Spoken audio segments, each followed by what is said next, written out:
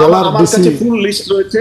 আপনারা কেন মানে তাদেরকে কেন চুজ করা হয়েছে, কেন তাদেরকে প্রমোশন ট্রান্সফার দেওয়া হয়েছে, কেন মানে আপনার কাছে যদি আমি খুবই দুঃখিত, আপনার কাছে যদি ইনফরমেশন থাকে এবং আপনি যদি এটা এখন প্রকাশ না করেন তাহলে আমরা মনে করব যে আপনাদেরও এক ধরনের রাজনৈতিক উদ্দেশ্য আছে। প্রশাসনকে ব্যবহার করে নির্বাচনকে ম্যানিপুলেট করার জন্য এই কাজগুলো করা হচ্ছে এবং আরো অনেক কাজ করা হবে। আবুল কালাম আজাদ সাহেব স্বীকার করুক বা না করুক, প্রশাসনের ভিতরে একটি বিশেষ দলের প্রতি আনুগত্যশীল কেউ কেউ মনে করছে তারা ক্ষমতায় আসবে, সুতরাং তাদের প্রতি আনুগত্য শো করতে হবে।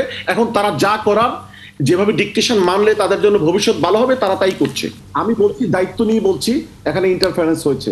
দায়িত্ব নিয়ে বললে আপনাকে উদাহরণ সহ বলতে হবে, এখানে ইন্টারফারেন্স আপনাকে উদাহরণ সহ বলতে হবে, না হলে আমি আপনার মন্তব্য নেব না। সরি, আমাদের কাছে তথ্য রয়েছে। আপনার কাছে যদি তথ্য থাকে তাহলে আমরা আশা করব স্বচ্ছতার স্বার্থে আপনি সেই তথ্যটা এখন প্রকাশ করবেন। জি জি, আমি কাইন্ডলি আপনাকে বলছি যে আপনি একটু কাইন্ডলি যদি বলেন। হ্যাঁ, আপনি যেহেতু দায়িত্ব নিয়ে বলছেন এবং আপনি বলছেন আপনার কাছে তথ্য আছে, কাইন্ডলি একটু।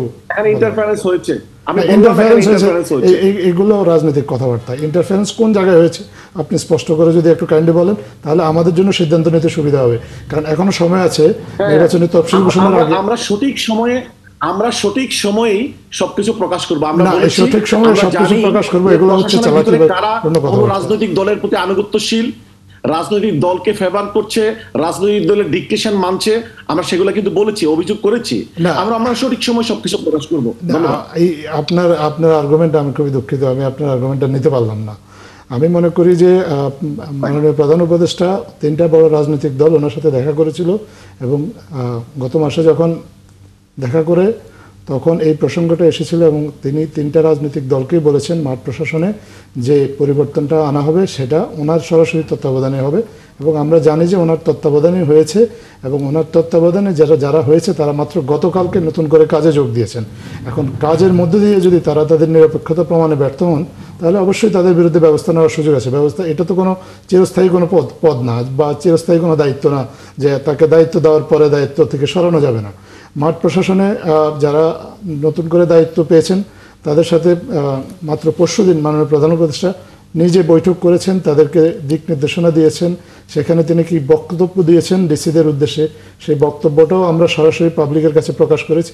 আপনি চাইলে সেটাও পুরোটা দেখে নিতে পারবেন এবং তারা আমি দেখে নিচ্ছি। হ্যাঁ,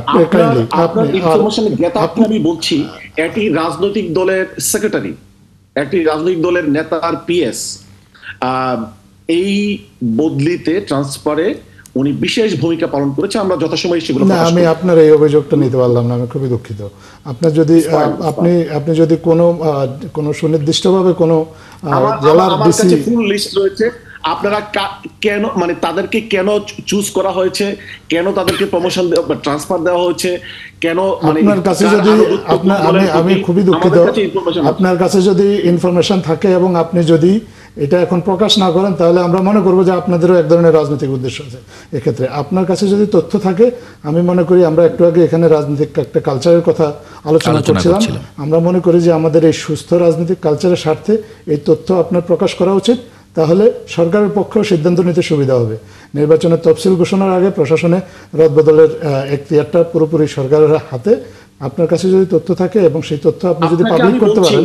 সরকার এখন তাড়াহুড়া করার তো কোনো কারণ ছিল না। সরকার তো এই সিদ্ধান্তটা নেবে, এটা কোনো তাড়াহুড়া না, এটা সরকার এই সময়ে নেবে। আমার ধারণা আপনি এই প্রসেসটা সম্পর্কে আপডেটেড না। কাইন্ডলি আমি আপনাকে রিকোয়েস্ট করব যে আরেকটু আপডেট জানি এটার পিছনে কি রাজনৈতিক মতলব রয়েছে সেটা আমি জানি। এবং মানে এখন যারা ছিল তারা থাকলে কি সুবিধা হতো?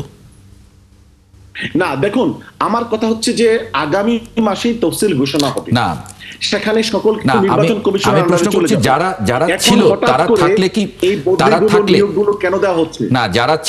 যারা মানে দায়িত্ব পালন করছিলেন তারা থাকলে কি আপনারা মানে খুশি হতেন?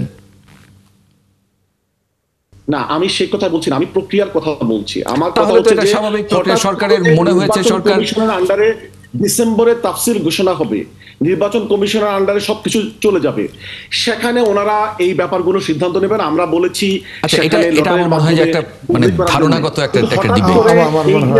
আমার মনে হয় যা হলো হঠাৎ করে যা হলো এটার পেছনে পলিটিক্যাল মোটিভ রয়েছে, পলিটিক্যাল ইন্টারফারেন্স রয়েছে। আমরা বলছি পলিটিক্যাল কারণেই তা হয়েছে। এটি তাহলে আমার মনে হয় যে যে প্রমাণ আপনার হাতে আছে। ইন্ডিকেশন দিয়ে রাখি প্রশাসনকে ব্যবহার করে নির্বাচনকে ম্যানিপুলেট করার জন্য এই কাজগুলো করা হচ্ছে এবং আরো অনেক কাজ করা হবে। আবুল কালাম আজাদ সাহেব স্বীকার করুক বা না করুক, প্রশাসনের ভিতরে একটি বিশেষ দলের প্রতি আনুগত্যশীল কেউ কেউ মনে করছে তারা ক্ষমতায় আসবে, সুতরাং তাদের প্রতি আনুগত্য শো করতে হবে। এখন তারা যা করার, যেভাবে ডিকটেশন মানলে তাদের জন্য ভবিষ্যৎ ভালো হবে, তারা তাই করছে। মানে এই একই অভিযোগ কিন্তু বিএনপিরও আছে যে প্রশাসনে। আমরা বিরতি নিয়ে ফিরে, আপনারা সাংবাদিক যদি নিরপেক্ষ আপনারা তদন্ত করেন, আপনারা দেখবেন যে প্রশাসনিক কাজকর্মে বিএনপি যতটুকু ইন্টারফারেন্স করেছে, জামাত সে তুলনায় কোনো ইন্টারফারেন্স করেছে কিনা। আমি জাতিকে বলবো জামাত প্রশাসনকে স্বাধীনভাবে কাজ করার সুযোগ দিয়েছে।